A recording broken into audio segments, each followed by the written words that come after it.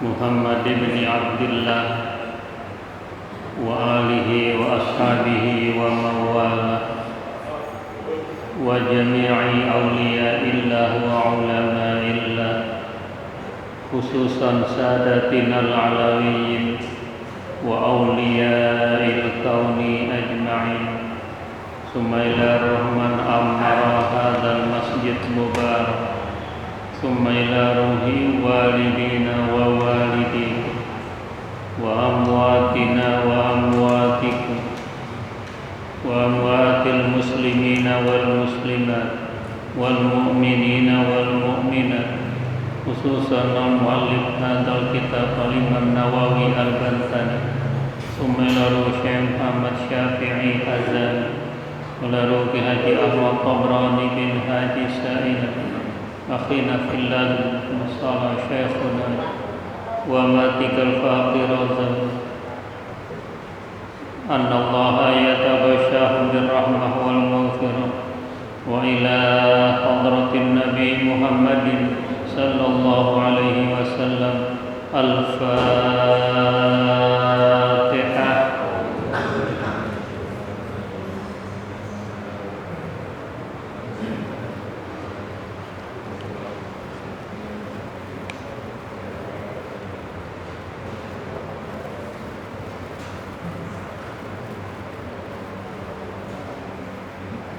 Bismillahirrahmanirrahim.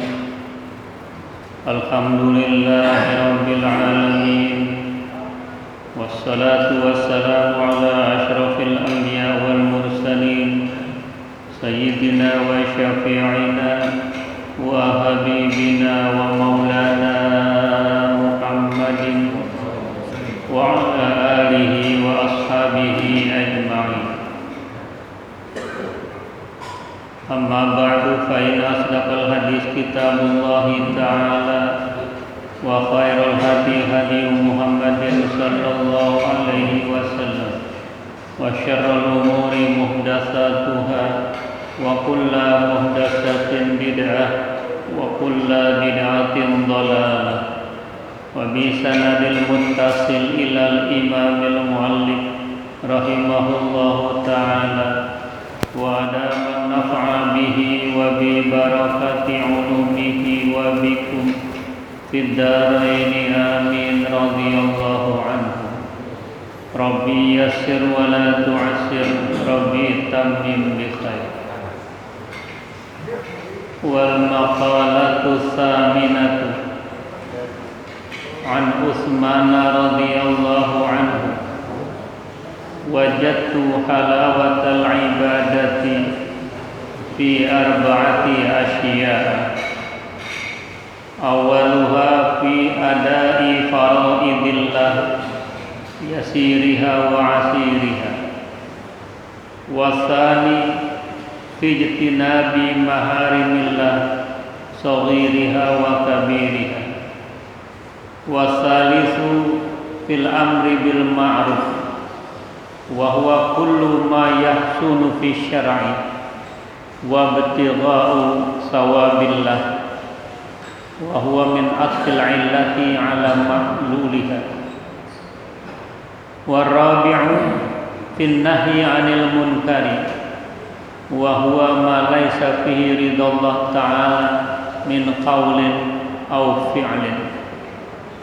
Wal ittiqa'i al-ihtirasi min ghadabillah wa huwa min atfis sababi ala musabbab. Makalah ke-8 dari Sayyidina Utsman, semoga Allah meridhoinya. Dia berkata, aku mendapatkan manisnya ibadah di dalam 4 tempat, di dalam 4 perkara. Yang pertama, di dalam menunaikan kewajiban-kewajiban, kefarduan-kefarduan Allah. Apakah itu yang mudah atau itu yang sulit? Yang kedua, saya merasakan manisnya ibadah meninggalkan larangan-larangan Allah hal-hal yang haram, baik kecil maupun besar. Yang ketiga, di dalam menjalankan amar ma'ruf, wa huwa kullu ma yahsunu fi syar'i. Ma'ruf itu tiap-tiap yang membaguskan di dalam syara' dan mencari pahala dari Allah Subhanahu wa taala. Yang keempat, saya merasakan manisnya ibadah, menjaga diri dari kemurkaan Allah Subhanahu wa taala. Bapak, Ibu, Saudara yang sangat saya hormati, setiap kita sudah punya iman, tapi tidak semua kita dapat merasakan manisnya iman. Pada umumnya kaum muslimin itu telah merasakan ibadah kepada Allah, tapi tidak semua orang bisa merasakan nikmatnya beribadah. Ini yang dikatakan oleh sahabat Sayyidina Utsman bin Affan, saya bisa mendapatkan manisnya ibadah, saya bisa merasakan lezatnya ibadah, saya bisa merasakan nikmat dan asyiknya sebuah pengabdian kepada Allah Subhanahu wa taala. Itu saya dapatkan di dalam 4 perkara. Yang pertama, fi adai faraidillah. Saya merasakan bisa memperoleh manisnya ibadah itu ketika melaksanakan kefarduan perintah Allah yang wajib. Buat saya itu adalah nikmat, bukan sebuah beban. Karena di situ saya bisa berkomunikasi dengan Allah. Di situ saya bisa bermunajat. Di situ adalah sebuah penghambaan diri saya kepada Allah Subhanahu wa taala, karena saya bisa merasakan nikmatnya beribadah. Ini kan paralel dengan hadis Rasul sallallahu alaihi wasallam. Salasun man kunna fihi wajada halawatal iman. An yakuna Allah wa rasuluhu ahabba ilaihi mimma siwahu. Ada 3 perkara yang bisa kita rasakan akan mendapatkan manisnya iman. Jadi siapa saja yang memiliki 3 perkara ini, dia akan bisa merasakan enaknya sholat, lezatnya ketika dia zikir dan baca Quran. Yang pertama, an yakunallahu wa rasuluhu ahabba ilaihi mimma siwahum. Dia jadikan Allah dan Rasulnya yang paling dia cintai di atas segala-galanya. Cinta Allah, cinta Rasul, artinya hidupnya rela diatur oleh Islam, rela diatur oleh Allah dan Rasulnya. Kalau itu yang dia dahulukan, kalau itu yang diutamakan, pasti dia merasakan lezatnya zikir, asyiknya dia berselawat, enaknya dia merasakan segala tasbih tahmid di dalam kehidupannya. Yang kedua, bahwa wa an yuhibbal mar'a la yuhibbuhu illa lillah. Dia cinta kepada orang, dia cinta kepada hamba Allah, dia cinta kepada kiai, ulama, habaib, dasar cintanya kepada Allah. Karena al-hubbu fillah minal iman wal hubbu fillah minal iman. Cinta kepada Allah dasarnya iman, benci kepada orang dasarnya iman, bukan kepada individu zatnya sebagai manusia, tapi yang kita tidak suka karena perilaku yang membawa orang kepada kemaksiatan. Nah, kalau dia yang kedua ini mencintai Allah dan Rasulnya, kalau dia cinta kepada orang, dasar cintanya karena Allah, dia bisa merasakan manisnya ini. Yang ketiga, wa alla yakraha alla ya'uda ilaihi abada. Dia tidak suka kembali lagi kepada kejahilan yang pernah dia lakukan. Sebagaimana dia nggak suka bila dirinya dicampakkan ke dalam neraka. Mengenang masa lalu dia yang penuh dengan kejahilan, penuh dengan kebodohan, penuh dengan kemunafikan, penuh dengan ketidakjujuran. Dia menyesal sejadi-jadinya. Dia tidak akan pernah melakukan hal yang sama. Dia benci dengan perbuatan-perbuatan maksiatnya tempo dulu, sebagaimana dia nggak suka bila dirinya dilemparkan ke dalam neraka. Di situ dia bisa merasakan manisnya iman, lezatnya ibadah. Nah, ini paralel dengan apa yang dikatakan oleh sahabat Utsman bin Affan, bahwa saya mendapatkan manisnya iman di dalam ibadah pada 4 tempat. Yang pertama, ketika menunaikan kewajiban-kewajiban. Apakah itu yang mudah atau yang sulit? Bagi kami sama saja. Dalam ibadah dan pengabdian harus diliwati berbagai macam rintangan. Seperti subuh sekarang ini, kalau kita ingin melihat orang-orang yang beriman, lihatlah ketika sholat subuh. Tapi bila ingin melihat orang-orang Islam, lihatlah ketika sholat Idul Fitri dan Idul Adha. Pasti banyak banget. Yang kagak puasa aja pasti sholat Idul Fitri. Yang kagak puasa aja pasti beli gamis. Yang kagak tarawih aja pasti beli serban. Sholat paling dulu. Orang-orang belum datang, imam belum datang, marbot belum datang, khatib belum datang, dia udah datang. Ya, itu orang Islam. Ya, itu orang Islam belum beriman. Tapi bila ingin lihat orang yang beriman, lihatlah sekarang ketika melakukan sholat subuh. Itu orang mukmin. Pangkatnya lebih dari muslim. Nah, jaminan hidup banyak dari Allah Subhanahu wa taala. Man sholat subha jama'atan fahuwa fi dhimmatillah. Siapa saja yang bisa menjaga subuh berjamaah, dijamin dia. Dijamin keimanannya, dijamin keamanannya, dijamin kesehatannya oleh Allah Subhanahu wa taala. Bila ditakdirkan dia terjadi musibah umpamanya, itu tidak mencelakakan dirinya karena dia melakukan subuh berjamaah. Ini jaminan yang pertama. Wasani, yang kedua, fijtinabi maharimillah sogiriha wa kabiriha. Dia bisa merasakan manisnya ibadah. Yang kedua, meninggalkan larangan-larangan Allah, apakah kecil dan besar. Dia tidak pernah melihat dosa kecil dan dosa besar. Yang jelas kepada siapa dia melakukan dosa itu. Jangan dianggap dosa kecil, tapi kepada siapa kita melakukan dosa itu. Kepada Allah Subhanahu wa taala. Harus ada rasa malu. Kalau orang memiliki rasa malu, berarti imannya masih sempurna. Imannya masih memberikan satu pengharapan-pengharapan yang baik.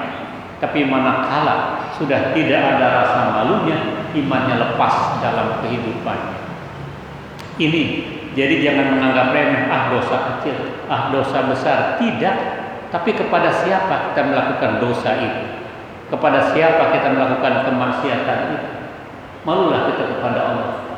Idza lam tastah fasna ma syi'ta. Kalau Anda tidak punya rasa malu kepada Allah, silakan perbuat apa saja yang Anda kehendaki. Tapi di situ Anda zatnya sebagai manusia sudah tercabut, dan manusia dia harus punya rasa malu. Kalau manusia tidak punya rasa malu, maka sebagai kemanusiaannya sudah hilang dari dirinya sendiri. Karena yang tidak punya rasa malu hanya hewan. Ya, hanya hewan. Ini yang membedakan insani dengan hewani. Kalau insani pasti punya rasa malu. Malu melakukan pelanggaran-pelanggaran Allah. Malu bila sholat selalu terlambat. Malu bila tidak ngaji sementara rumah dekat masjid. Rumah nempel sama masjid, tapi nggak pernah sholat berjamaah di masjid. Malu saya kepada Allah Subhanahu wa ta'ala. Malu saya bila curang. Malu saya bila menyampaikan informasi-informasi yang tidak benar. Nah, itulah yang membuat jati diri dia sebagai manusia menjadi paripurna, manakala rasa malu masih melekat pada dirinya. Tetapi bila rasa malu tidak ada, maka sekali lagi derajat dia turun menjadi derajat hewani, bukan lagi insani. Wa kana sallallahu alaihi wasallam syadidal haya wa tawadhu yahsibu na'lahu wa yarfa'u saubahu wa yahlubu syatahu wa yasiru fi khidmati ahli bisiratin sariyah wa yuhibbul fuqara wal masakin. Adalah Rasulullah sosok individu, sosok pemimpin yang malu melakukan pelanggaran-pelanggaran, malu melakukan perbuatan-perbuatan maksiat, dan selalu tawadhu di dalam sikap sepak terjangnya. Saking tawadunya, bila ingin minum dia perahnya susu kambingnya sendiri, bila ingin dia menambal bajunya yang rusak dijahitnya sendiri. Itu pemimpin internasional dunia akhirat ya. Nah, baru bisa merasakan manisnya iman ketika dia menjauhkan larangan-larangan Allah Subhanahu wa taala. Wasalis fil amri bil ma'ruf. Saya merasakan manisnya ibadah ketika menjalankan perintah Allah, ma'ruf. Apa itu ma'ruf? Wa huwa kullu ma yahsulu fi syar'i. Tiap-tiap apa yang bagus dalam pandangan syara itu ma'ruf. Tiap-tiap yang mendekatkan diri kepada Allah itu ma'ruf. Apa saja yang mendapatkan ridha Allah Subhanahu wa taala itu ma'ruf. Maka dia senang bila menjalankan kema'rufan itu. Dan ini label orang-orang yang beriman, kuntum khaira ummatin ukhrijat linnas ta'muruna bil ma'ruf wa tanhauna 'anil munkar. Kamu dikatakan umat yang the best, dikatakan umat yang hebat, umat yang terbaik. 3 syarat harus dipenuhi. Amar ma'ruf yang pertama, kedua nahi munkar, ketiga beriman sungguh-sungguh kepada Allah Subhanahu wa taala. Tapi pada umumnya kita bisa melakukan memerintahkan yang ma'ruf, tapi kita jarang memberikan contoh bagaimana yang ma'ruf itu. Di sini dituntut kita juga sebagai orang tua, jangan perintah yang baik-baik saja sama anak, tapi contoh yang baik juga kepada anak. Terkadang anak visualisasi, dia lihat apa yang ada di hadapannya. Sementara ayahnya nak sholat ayahnya masih main gendang, masih main suling. Nggak bakal diikuti sama anak-anak. Ayah suruh saya sholat, ayah masih main suling. Mama suruh saya sholat, mama masih nonton sinetron. Udah isya juga masih terus saja. Visualisasi yang diminta oleh anak-anak, bukan sekedar perintah. Maka amar ma'ruf itu menjadi berhasil manakala dibuktikan, manakala diwujudkan oleh yang memerintahkan itu. Tuan-tuan guru di Jakarta yang disebut mu'alim atau guru masjid, guru Amin, guru Khalid Gondang dia, guru Marzuki, ya, guru masjid dan sebagainya. Itu contoh-contoh yang dikedepankan sehingga dakwahnya berhasil. Dia belum berani memerintahkan, mengajarkan tentang babu sedekah bila dia belum sedekah. Dia mengajar tentang babu taharah, dia bersihkan dirinya dulu bagaimana menjadi taharah yang benar. Ketika masuk babu sabar, dia harus menyikapi dirinya menjadi orang yang sabar. Ketika memerintahkan babu sedekah, dia harus lebih dahulu memberikan contoh bagaimana sedekah. Baru berhasil dakwahnya seperti itu. Sehingga saking apiknya guru Khalid itu ngajar di daerah Cilebut, Ciluwer, malam-malam pakai delman. Kalau tuan guru kita, guru-guru dulu memiliki delman itu udah guru yang tajir itu, yang hebat. Ngajarlah dia dari Cilebut, Ciluwer, terus pulang malam sampai rumah. Dilihat di garisnya ada semut rang-rang. Saking apiknya ya Allah, semut berpisah sama temannya, sama saudara, sama orang tuanya. Dibalik lagi anterin semut rang-rang ke Cilebut. Itu saking tawaduknya, saking melihat irhamu man fil ardi yarhamkum man fis sama. Sayangi apa saja yang ada di bumi, kamu akan disayangi oleh makhluk yang ada di langit. Itu sehingga punya kelebihan guru-guru kita dulu, guru Khalid Gondang dia itu. Lagi ngajar, Mu'alim Kamal cerita pada murid-muridnya, kita pindahnya bergeser. Tuan guru ada apa? Udah pindahnya bergeser sedikit.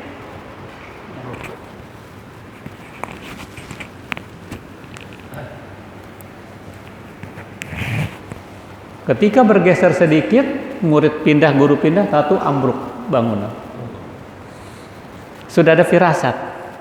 Karena itu kata Rasul, ittaqu firasatal mu'min fa innahu yanzuru binurillah. Kamu hati-hati dengan pandangan orang-orang baik. Karena sudut pandangnya itu basirah, bukan mata sini tapi mata hati. Itu Nabi yang mengingatkan, takutlah dengan firasatnya orang-orang soleh, dengan firasatnya orang-orang ahli ibadah, karena sudut pandangnya dengan basirah, bukan mata kepala, tapi mata hati. Allah memberikan kelebihan-kelebihan kepada mereka. Nah, itu yang ketiga, dia merasakan manisnya ibadah ketika memerintahkan yang ma'ruf, tapi dia juga memberikan contoh. Karena sahabat Utsman ini luar biasa dermawannya, ya. Luar biasa pengabdiannya dan juga santunnya, ya. Wa btigha'i thawabillah, yang dicari adalah pahala dari Allah Subhanahu wa taala, bukan ada tumpangan-tumpangan dari orang lain, bukan tumpangan-tumpangan pesanan lain, tetapi yang dicari ridha Allah Subhanahu wa taala. Warabi, dia merasakan manisnya iman fin nahyi anil munkar, mencegah daripada perbuatan yang munkar. Apa itu munkar? Wa huwa ma laisa fihi ridallah ta'ala min qaulin au fi'lin. Munkar itu apa-apa yang tidak ada padanya ridha Allah Subhanahu wa taala, baik itu perkataan maupun perbuatan. Kalau perkataan perbuatannya itu menyinggung perasaan orang lain, membuat gaduh, membuat masalah, itu adalah kemunkaran, ya. Nah, dia berusaha untuk mencegah perbuatan-perbuatan munkar itu, dan wal ittiqa al ihtirasi min ghadabillah, juga dia berusaha menjaga dirinya dari murka Allah Subhanahu wa taala. Sebab kalau Allah murka, kita diusir dari dunia ini, dunia mana lagi yang bukan punya Allah, ya. Bila tidak sabar, kepada siapa lagi kita hanya mengadu. Nah, ini yang dirasakan oleh sahabat Utsman bin Affan. Wal maqalatut tasi'ah, makalah yang ke-9, qala ay sayyiduna Utsman aidan radhiyallahu an, arba'atun minal khisali zahiruhunna fadilatun ay khairun katsirun wa batinuhunna faridatun ay wajibatun. Mukhalatatus salihina ayil qaimina bihuquqillah ta'ala wa huquqil ibadi fadilatun wal iqtida'u bihim fi af'alihim as-salihah faridatun wa tilawatul qur'ani fadilatun wal amalu bihi ay bima fil qur'ani minal awamiri wan nawahi faridatun wa ziyaratul kuburi ay kuburus salihin fadilatun wal isti'dadu laha ay tahayyu lidukhulil qabri bi fi'lil a'mali salihati faridatun wa ziyaratul kuburi imma limujarradi tadhakkuril mauti wal akhirati fatakunu bi ru'yatil kubur min ghairi ma'rifati ashabiha walau kubural kafirin aw li nahwi du'ain fatusannu li kulli muslimin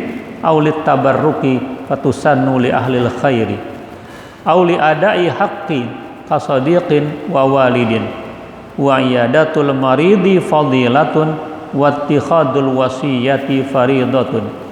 Qala sallallahu alaihi wasallam al mahrumu man hurimal wasiyata al mahrumu minas sawabi wal khairil azimi man mana'a minal wasiyah.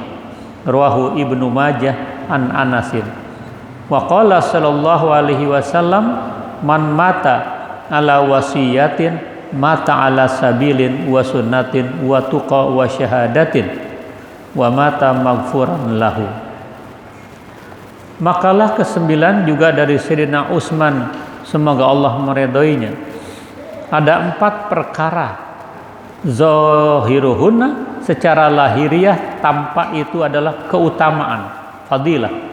Apa itu fadilah? Khairun katsirun, kebaikan yang banyak. Tetapi secara batiniah itu menjadi kewajiban.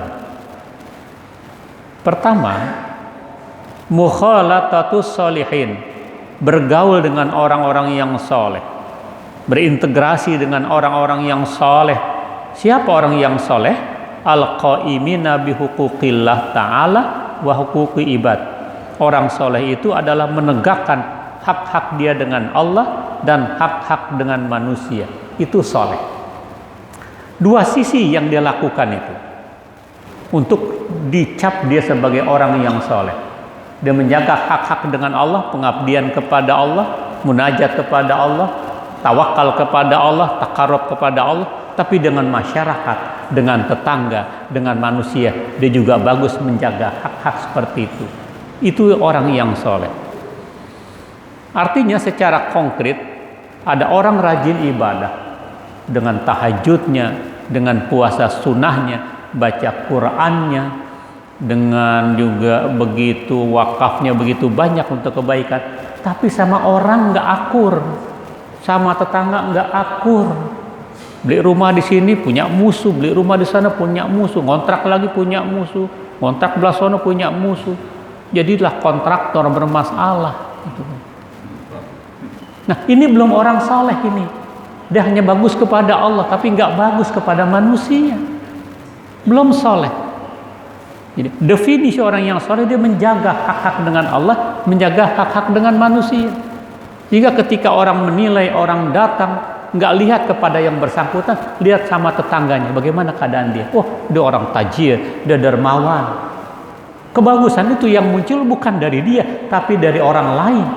Karena integrasi dia, silaturahim dia, peduli dia kepada umat. Itu orang-orang yang soleh. Atau sebaliknya, dia supel, dia memberikan pinjaman tanpa bunga, dia begitu komunikasi aktif, tapi dia belum sholat. Dia hanya pintar bergaul dengan manusia, hanya bisa bercengkrama dengan manusia, tapi nggak pandai dia komunikasi dengan Allah. Belum orang soleh, walaupun namanya Muhammad Soleh, gitu kan. Ini masih orang salah, jadi masih Muhammad salah, bukan Muhammad Soleh, gitu kan. Jadi dijaga kedua hal ini. Al-qaim bihuquqillah wa bihuquqi ibadih. Itu orang-orang yang soleh. Maka ketika dia bergaul dengan orang yang soleh, itu adalah keutamaan, itu adalah keindahan. Ya. Tetapi bila dia mengikuti apa yang disampaikan oleh orang-orang yang soleh, itu kewajiban. Wal iqtida'u bihim fi af'alihimus sholihah faridatun. Jadi bergaul dengan orang yang soleh itu keutamaan, itu kelebihan, tapi mengikuti apa yang disampaikan oleh orang yang soleh, mengikuti apa yang dikerjakan orang-orang yang soleh, itu kewajiban, gitu. Ya. Wa tilawatul Qur'ani fadilah. Membaca Quran itu keutamaan. Membaca Quran itu banyak kelebihan-kelebihan. Apalagi hari Jumat, malam Jumat, dia baca Waqiah, dia baca Tabarok, dia baca Ad-Dukhan, dia baca Al-Kahfi, banyak kelebihan-kelebihan. Tetapi wal amalu bih bima fil Quran minal awamir wan nawahi faridatun. Bila dia beramal dasarnya Al-Qur'anul Karim dalam amar ma'ruf nahi munkar, itu kewajiban, bukan lagi keutamaan, sudah merupakan kewajiban.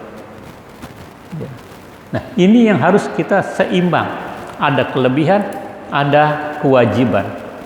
Bukan sekedar kelebihan-kelebihan, tapi juga kewajiban. Karena Al-Quran hablullahil matin, la yanqadi ajaibuh, wa la yahliku an kasratir rat man qala bihi sadaq. Al-Quran adalah alat komunikasi kita dengan Allah Subhanahu wa Ta'ala, yang begitu kuat, intensif. Bila kita ingin bertutur kata, ingin komunikasi, bacalah sering-sering Al-Quranul Karim. Layan qadi ajaibuh. Di dalam Al-Quran nggak ada habis-habisnya keajaiban-keajaiban yang muncul. Karena Quran menceritakan masa lalu, masa sekarang, dan masa yang akan datang.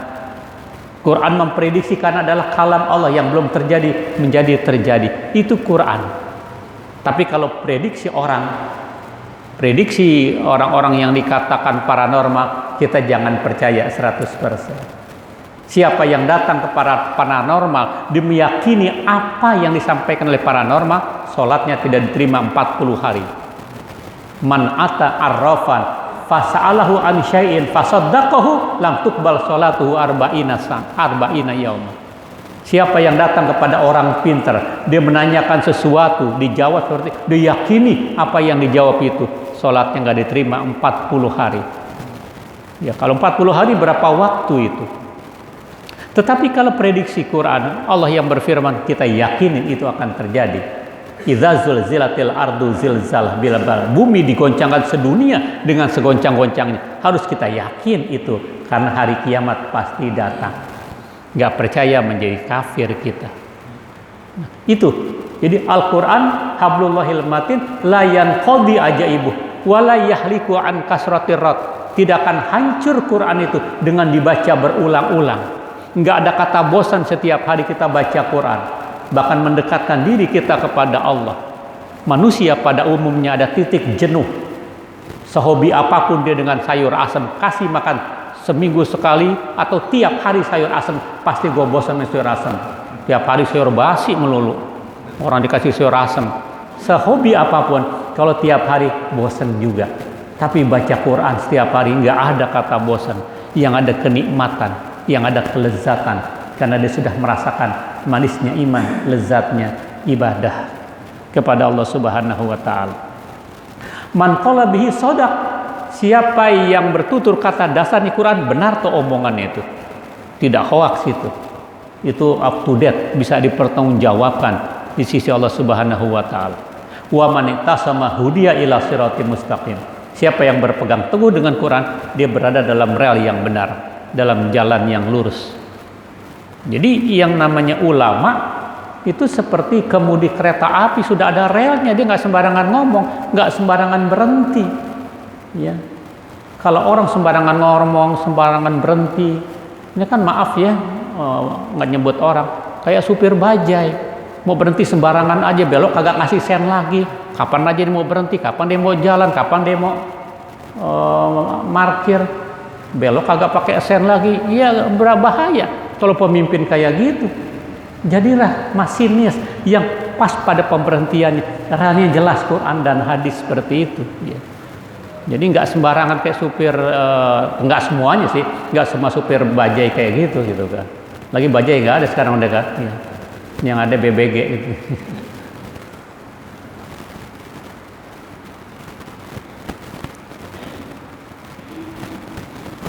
Wa ziyaratul kubur ay kuburus sholihin fadilah. Mengunjungi kuburan-kuburan orang soleh itu keutamaan, itu kelebihan. Di samping dia ziarah kepada makam orang tuanya, dia ziarah kepada orang-orang yang soleh, dia ziarah ke wali songo, dia ziarah kepada ulama-ulama. Itu keutamaan, itu kelebihan.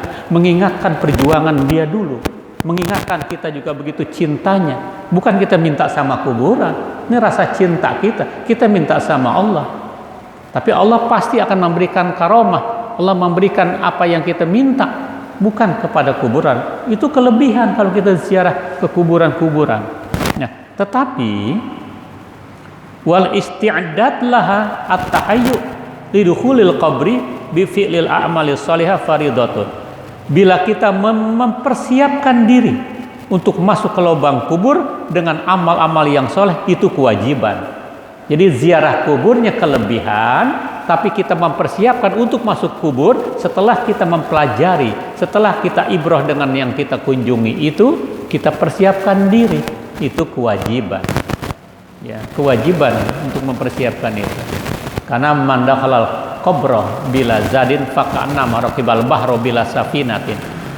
Siapa yang masuk kubur tanpa amal, seperti orang yang memasuki bahtera tanpa perahu. Sehebat apapun dia jago berenang, pasti akan tenggelam, kehabisan oksigen, kehabisan nafas dan sebagainya. Artinya masuk lubang kubur harus dengan amal.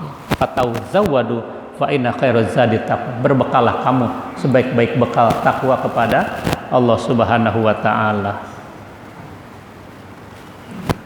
Wa ziyaratul kubur imma li mujarradi tadzakuril maut. Ziarah kubur ada kalanya semata-mata mengingat kematian, mengingat akhirat, tetapi fatakunu bi ru'yatil kubur, maka adalah dengan memandang kuburan, dengan melihat kuburan min ghairi ma'rifah, tanpa mengenal isi siapa dalam kuburan itu, walau kuburul kafirin, walaupun kuburan orang kafir, atau seumpama dengan itu nggak jadi masalah. Bukan lihat kita dia kafir atau tidak, tapi di dalam kubur itu tergolek seorang diri, gelap di situ, menyempit, panas dan luar biasa, menjadi ibrah untuk kita beramal soleh, mendekatkan diri kepada Allah Subhanahu wa taala, banyak beramal hingga kuburan kita tidak seperti yang kita kunjungi kalau kebetulan itu bukan orang-orang yang soleh, ya.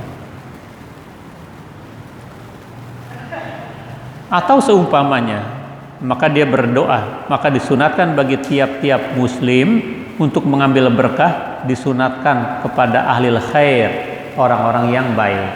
Jadi ziarah Wali Songo, ziarah kepada makam-makam karomah sebagai cinta kita kepada orang-orang yang soleh dan ahli ibadah. Auli adai haqqin, atau menunaikan kewajiban-kewajiban ya, seperti silaturahim dengan sahabat, dengan orang tua. Wa iyadatul maridi fadilatun, mengunjungi orang sakit keutamaan. Kita nggak lihat miskin kayanya, nggak lihat statusnya, kita datang ke situ, terhibur dia. Ya. Yang doa mestinya kalau dia bisa yang sakit, karena doa orang yang sakit akan lebih cepat diterima oleh Allah Subhanahu wa taala. Kita yang datang yang mengaminkan. Apa mintanya yang sakit itu? Kita aminkan. Biasanya kan terbalik, kita yang doain. Mesti dia yang berdoa, kita yang aminin gitu. Karena orang ketika sakit sabar dia berdoa, itu lebih cepat nilai kemakbulannya, ya. Tapi karena yang datang gurunya, wah enggak, guru aja yang, nah itu sebagai ta'zim saja itu. Nah, itu mengunjungi orang sakit keutamaan. Tetapi wattihadul wasiyah faridatun, menjadikan wasiat bagi orang sakit itu kewajiban. Wasiat kepada anaknya, wasiat kepada keluarganya. Apalagi yang memang dia ada firasat ingin lebih dahulu menghadap Allah Subhanahu wa taala, memberikan wasiat-wasiat. Yes, wasiat agama, wasiat-wasiat yang lainnya lah. Qala sallallahu alaihi wasallam, karena Nabi bersabda, al mahrumu man hurimal wasiyah. Siapa yang terhalang, orang yang terhalang, dihalangi itu adalah orang yang menghalangi wasiat. Ail al-mahrum minas sawab, terhalang daripada pahala, terhalang daripada kebaikan-kebaikan yang besar adalah orang yang mencegah daripada wasiat. Dia tidak memberikan wasiat sampai dia meninggal dunia. Rawahu Ibnu Majah. Wa qala sallallahu alaihi wasallam, Nabi bersabda, "Man mata ala wasiyatin mata ala sabilin." Siapa yang mati dia sudah wasiat, atas wasiat kepada keluarganya, mati di jalan Allah Subhanahu wa taala, wa sunnatin, sesuai dengan sunnah, wa tuqa, dan mati dalam keadaan takwa, wa syahadah, insyaallah husnul khotimah, wa mata maghfuran lahu, dan matinya diampunkan dosanya oleh Allah Subhanahu wa taala. Ketika dia sudah merasakan itu, wasiat, nak jangan tinggalkan sholat, nak bayarkan utang ayah, nak kalau ada rezeki setiap Idul Adha sembelih hewan ternak buat ayah. Itu wasiat-wasiat yang disampaikan itu, terutama tentang akidah, ya. Sebagaimana wasiat Nabi Ibrahim, Nabi Yakub, Nabi Ismail kepada anak-anaknya. Wa wassabiha Ibrahimu banihi wa Yakub, ya baniya innallaha astafa lakumuddin fala tamutuna illa wa antum muslim. Ingatlah, Nabi Ibrahim telah wasiat kepada anaknya, Nabi Yakub wasiat kepada anak-anaknya. Apa wasiatnya? Ananda, innallaha astafa, Allah telah memilih bagi kamu satu pandangan hidup yang benar, yaitu Islam. Jangan mati selain dalam keadaan muslim. Jadi Islam sudah ada sejak zaman dulu. Sejak Nabi Adam Islam sudah ada, cuma disempurnakan oleh baginda Rasul sallallahu alaihi wasallam. Itu diwasiatkan. Nabi Ibrahim saja wasiat seperti itu masih dipelintir sama orang-orang Yahudi. Kata orang-orang Yahudi, wa wasa Ibrahim wa Yakub bil Yahudiyah. Ibrahim wasiat kepada anak-anaknya supaya anaknya memeluk agama Yahudi. Padahal generasi Nabi Ibrahim dengan Yahudi 2000 tahun. Bagaimana bisa dia mengklaim Nabi Ibrahim itu wasiat dengan agama Yahudi? Allah jawab. Kata Allah, am kuntum syuhada id hadara yaqub wal maut id qala li banihi ma ta'buduna min ba'di qalu na'budu ilahaka wa ilaha abaika Ibrahim wa Ishaq wa Yaqub ilaha wahida wa nahnu lahu muslimun. Apa kamu datang dituding kalau bahasa kita, lo tahu waktu Ibrahim mau meninggal dunia apa wasiatnya?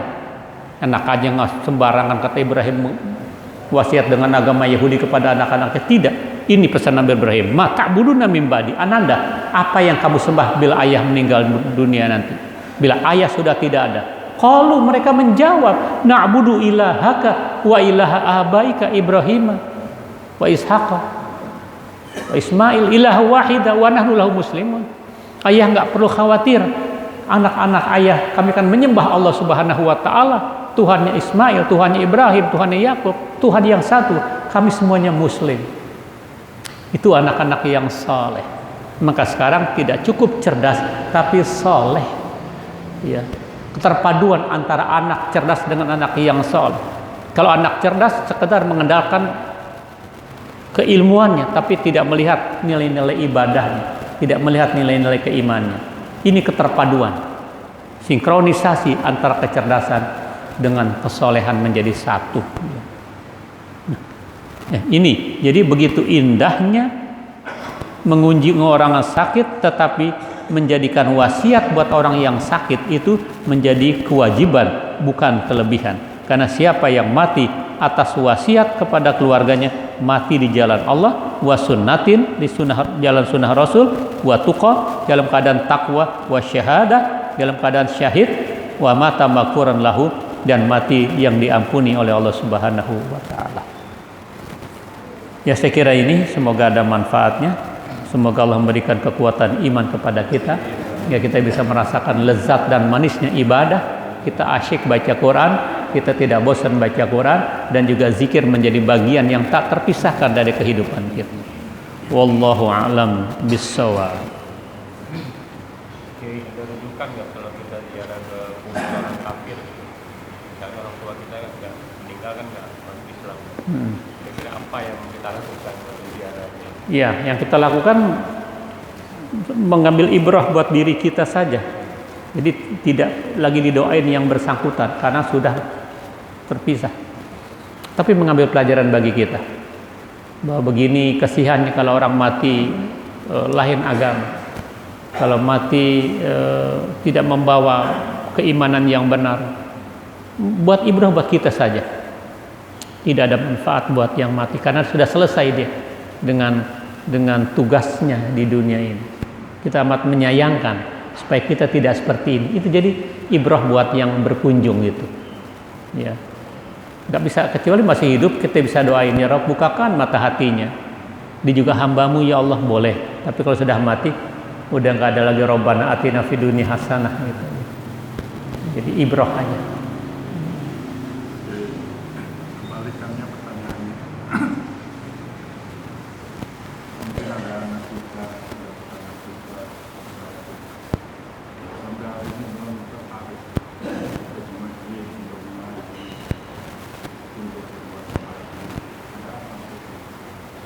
Karena usianya sudah cukup, mau sudah remaja, dalam ada orang tua, masih dia tidak tertarik.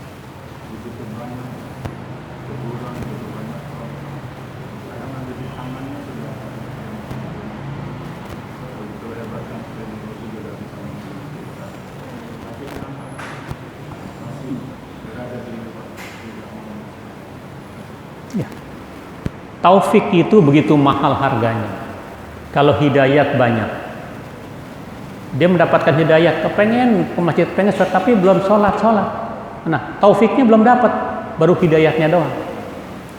Mestinya kan habis hidayah dapat taufik. Kita suka nyebut wabillahi taufik wal hidayah. Yang benar wabillahi hidayah wa taufik. Dapat hidayah dulu sama si taufik gitu kan. Taufik itu persesuaian dari apa yang diinginkan. Pengen ke masjid, datang ke masjid. Nah, itu dapat hidayah dan taufik. Tapi ketika dia belum dapat, ya Allah bagaimana ya? Nggak usah kita galau. Kita tetap intensif rajin bangun malam. Ya, setelah kita tahajud, bisikin dari kejauhan di telinga kanan. Rabbi inni u'idzuha bika wa dzurriyyataha minasyaitonir rajim. Rabbi inni u'idzuha bika wa dzurriyyataha minasyaitonir rajim. Ya Allah, saya berlindung kepadamu ya Rabb dari godaan setan yang terkutuk buat anak saya ini ya Rabb. Sentuhkan hatinya ya Rabb, juga hambamu. Sambil kita menangis, insya Allah tidak ada kata jerah, tidak ada kata bosan. Karena di Quran itu taufik cuma satu.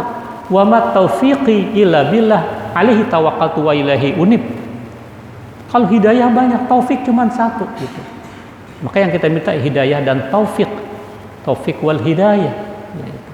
Mahal memang. Rasulullah saja pamannya ketika mau meninggal dunia, ya ami qul la ilaha illallah. Ya ami baca la ilaha illallah. Enggak sempat baca. Tapi bukan berarti kita menjustifikasi itu mati kafir, tidak. Karena di sebelahnya ada Abu Jahal, ada Abu Lahab, orang-orang kafir. Mungkin menjaga perasaannya kali. Dia mengucap, kita baru keyakinan di dalam hati. Kan Abu Thalib begitu hebat perjuangannya membela Nabi, perlindungannya kepada Nabi. Nggak mungkin tidak mengucap itu. Karena di sebelahnya itu ada orang-orang kafir, dijaga perasaan. Nah, kalau kita juga mengatakan, oh dia mati kafir, buktinya apa? Nggak bisa. Kita nggak bisa baca hati orang. Itu juga merupakan siasat dari yang bersangkutan, gitu kan. Artinya secara lahiriah itu nggak mengucapkan. Nah, ketika kita nyuruh anak belum sholat, ini belum mau, sekali lagi jangan bosan. Selama dia masih hidup jangan bosan. Ya, minta kita ngadu, kita sentuh, kita menangis untuk anak kita, untuk keluarga kita. Nah, diantaranya doa itu tadi. Rabbi inni u'izuha bika wa dzurriyyataha minasyaitonir rajim. Insyaallah saya yakin kerasnya batu, setetes demi setetes air itu jatuh ke batu, dia akan juga bolong, dia akan juga akan bisa menerima air pada saatnya nanti. Ya. Cukup?